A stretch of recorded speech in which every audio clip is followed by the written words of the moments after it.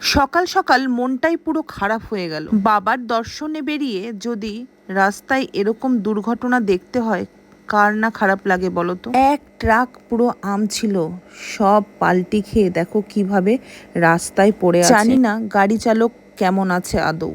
গতকাল রাতেই হঠাৎ প্রোগ্রাম হয় তারকেশ্বর বাবার কাছে যাব, তবে বাসে যাওয়ার কথা ছিল, হঠাৎ করে প্রোগ্রাম করলাম সকাল। চলো নিজেদের গাড়িতেই যাওয়া যাক। ভিডিওর শুরুতেই তোমরা বাবাকে দর্শন করে নাও। আর তারকেশ্বরের বাবা কতটা জাগ্রত সেটা তোমাদের বলার কিছু নেই। সবাই বলো হর হর মহাদেব।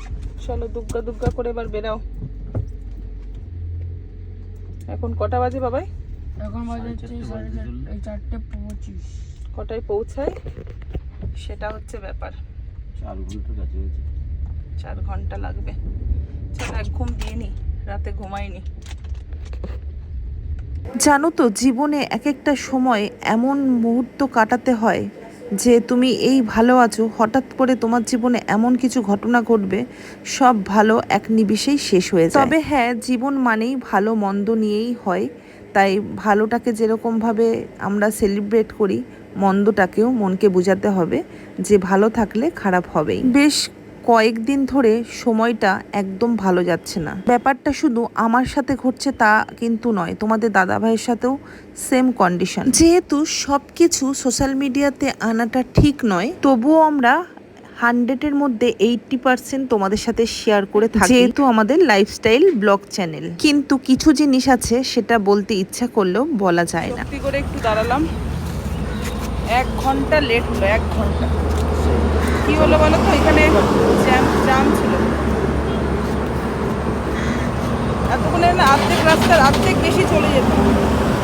দাঁড়াও, আওয়াজ কিছু শুনতে পাচ্ছি। যেহেতু আমি পুজো দেব সেই কারণে আমি আর এখান থেকে কিছুই খাইনি। এদিকে তোমাদের দাদা ভাই আর ননাই করছিল ল্যাংচা দিয়ে।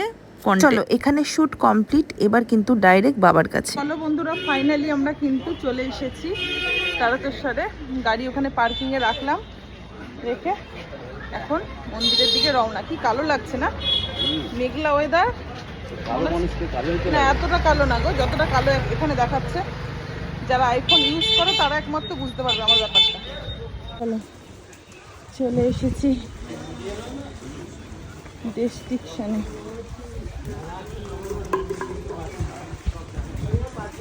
ওয়াও, ওয়েদার দেখো কি ভালো লাগছে দেখতে, অসাধারণ লাগছে। মেডিসিন রং হলো, কালারটা দেখো। কোনটা?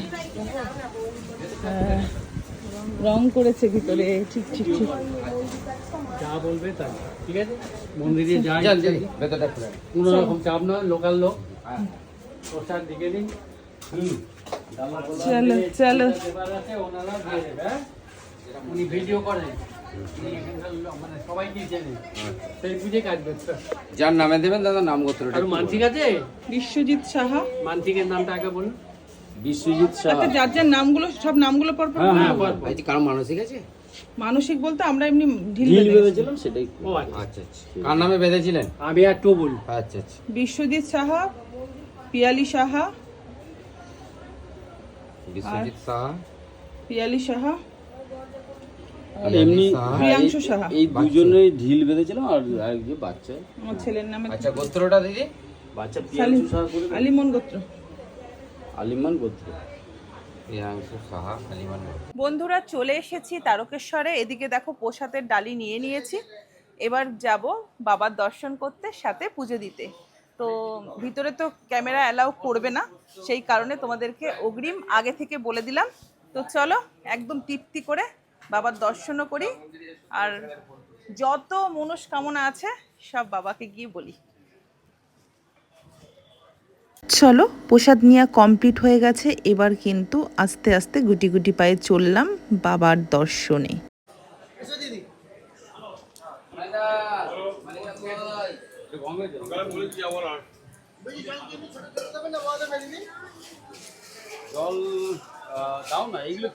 অ্যাকচুয়ালি আমরা যেখান থেকে প্রসাদটা নিলাম সেখানে এই জলটা পাওয়া যায় না, সেটা নিতে গেলে আবার একটুখানি বাবার মন্দিরের দিকে এগিয়ে এসে সামনের দিকে এই জলগুলো বিক্রি হচ্ছে। গঙ্গা জল, দুধ সমস্ত কিছু মিশিয়ে বিক্রি করছে।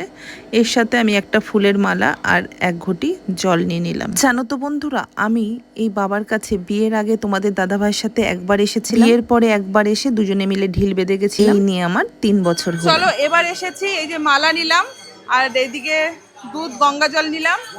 আর ছেলেকে আর ছেলের বাবাকে খালি গায়ে হতে হবে, ছেলে খালি গায়ে হবে না, সেই কারণে এখান থেকে একটা গামছা নিতে হলো ছেলের জন্য। যেহেতু আমরা ঘর থেকে স্নান করে এসেছি তো গামছা নিয়ে আসিনি, তো ছেলেকে খালি গায়ে হতে হবে। ছেলে চাপে পড়ে গেছে, বলছে একটা গামছা কিনে নাও না এখান থেকে।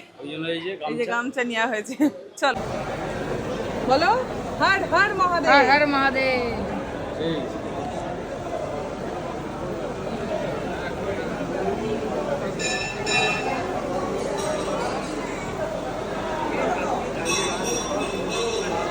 হর হর মহাদেব।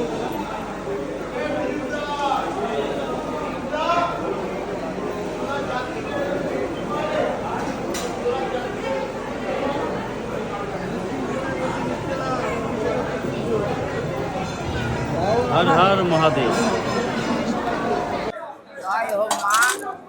ভালো থেকো, সুস্থ থাকো। বাবা ভালো রাখো মা, পাকা মাথায় সুযোগ করো। মা কি চাই তোমাদের? কত হাসি, কত হাসি। কি চাই? টাকা চাই? টাকা ভালো থাকবে, হ্যাঁ নিয়ে আসবো। এই যে মাটাকে দেখতে পাচ্ছিলে, এই মাটা আমাকে ধরে জড়িয়ে ধরে কত কাঁদছিল, যেন কত আপন আমি এই মায়ের। তারপরে কিছুটা দূরে এসে ছেলেকে বললাম, বাবা একটু ভিডিও শুট করে দে এখানে একটু। চলো ফাইনালি তৃপ্তি করে, ভীষণ তৃপ্তি হয়েছে, পুজো দিয়ে নিয়েছি। এবার যেটা হবে সেটা হচ্ছে প্রসাদটা নিতে হবে। প্রসাদটা নেব, নিয়ে একটু জল টল খাবো, খেয়ে একদম সিধা বাড়ি। খুব শান্তি পেয়েছি গো, একদম বাবার মাথা ধরে। আমাদের দাদা ভাই ওখানে বিল করাতে গেছে, আর আমরা এখানে দেখো পাখা কিনেছি, দাঁড়িয়ে গেছি, কি ভালো লাগছে। এবার আমরা গাড়িতে উঠবো আর বেরাবো, নাকি বাবা? তুমি এর ব্যাগটা কাজ তোর জন্যই তো এরকম হলো। দেখো আমার ব্যাগটার অবস্থা কি করেছে, দেখবে? ইচ্ছাকৃত ফেলেছে, ইচ্ছাকৃত হয়েছে। এই দেখো পোশাক নিয়ে গান। আবার এখন থেকে সুতো নেবো। চলো 9:30টার মধ্যে আমাদের কিন্তু পুজো দেওয়া সবকিছু কমপ্লিট হয়ে আমরা মন্দির থেকে বেরিয়ে কিছুটা দূরে এসে করার জন্য গাড়িটা এখানে দাঁড় করেছিলাম। তোমাদের দাদা ভাই সেই দোকানেই খাচ্ছিল আর ছেলে আমাকে গাড়িতে দিয়ে গেল, এসি চলছিল বলে গাড়িতে। বন্ধুরা এই জাস্ট বাড়িতে ফিরলাম। ভাবছি এখন যে কিটিকে যদি রেখে যেতাম, এখন 11:30 বাজে, তাহলে ও 11:30টার সময় খায়, ঘরেই থাকতো, ভালো হতো। অ্যাকচুয়ালি আমরা যখন বাড়িতে না থাকি, কিটিকে একজনের বাড়িতে রেখে আসি, সেই বাড়িতেই রাতেবেলা রেখে এসেছি। জানো তো, বাড়িতে এসে আর ভিডিওটাকে আলসামির কারণেও বলতে পারো, আর যেহেতু রাতেও ঘুমায়নি সেই কারণে সেই ক্লান্তিতেও বলতে পারো। কোনো রকম সেদ্ধ ভাত করেছি, ডিম সিদ্ধ, আলু সিদ্ধ, ডাল সিদ্ধ, ঘি দিয়ে ভাত খেয়ে তারপরে সুন্দর একটা ঘুম দিয়ে সন্ধ্যাবেলাতে উঠে তোমাদের দাদা ভাইয়ের সিলভার প্লে বাটনটা তার আগের দিন এসেছিল, মানে গতকালকে এসেছিল, তো সেটা সেলিব্রেশন আমরা করিনি। আমরা ভেবেইছিলাম যে বাবার মন্দির থেকে ঘুরে এসে বাড়িতে এসে করব, সেটাই আজকে সেলিব্রেশনটা হলো। তো যাই হোক, তোমাদের দাদা ভাইয়েরও তোমাদের ভালোবাসা, মা বাবাদের আশীর্বাদে 1 লাখ সাবস্ক্রাইবার পূর্ণ হয়ে গেল। জানো তো, সত্যি কথা বলতে তোমাদের দাদা ভাইয়ের 1 লাখ সাবস্ক্রাইবারের যে একটা সুন্দর সেলিব্রেশন, সেটা আমরা কিন্তু করিনি, কারণ সেই সময় কিছু ব্যস্ততার কারণে হয়নি। তারপরে ভাবলাম সিলভার প্লে বাটনটা আসুক তারপরেই করব। তাও দেখো, এই যে আমাদের ফ্যামিলিতে সন্টা, ননাই আর আমি 3 জনে মিলেই জাস্ট একটুখানি আনবক্সিং করার সময় যেটুকু আনন্দ করার সেটুকু করলাম। আর ননদকে আর ননদের ছেলেকে বললাম আসতে, দেখি ওরা কখন আসে। কিন্তু ওরা বললো যে যেহেতু মানে দিদিভাইয়ের ছেলের পড়া আছে, বললো যে তোমরা কেকটা কাটিং করে নাও, আমরা একটু পরে আসছি। আর আশা করি তোমরা কিন্তু বুঝতেই পেরেছো সিলভার প্লে বাটনটা পাওয়ার পরে আমাদের প্রত্যেকটা ফ্যামিলি মেম্বার কতটা খুশি হয়েছি।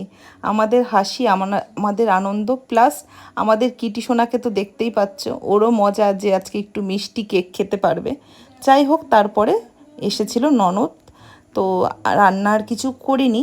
তো বিরিয়ানি নিয়ে এসেছিলো তোমাদের দাদাভাই, আর ননদ নিয়ে এসেছিলো কোল্ড ড্রিঙ্কস। তো ওই দিয়েই রাতের ডিনারটা সারলাম। আজকের ব্লগটা কেমন লাগলো, যদি ভালো লাগে লাইক কমেন্ট শেয়ার করবে। আর যারা ইউটিউব থেকে দেখছো অবশ্যই কিন্তু সাবস্ক্রাইব করতে ভুলো না, আর পাশে থাকা বেল আইকনটা টিপে দিলে তোমার কাছে সবার প্রথম আমার ভিডিওর নোটিফিকেশানটা যাবে।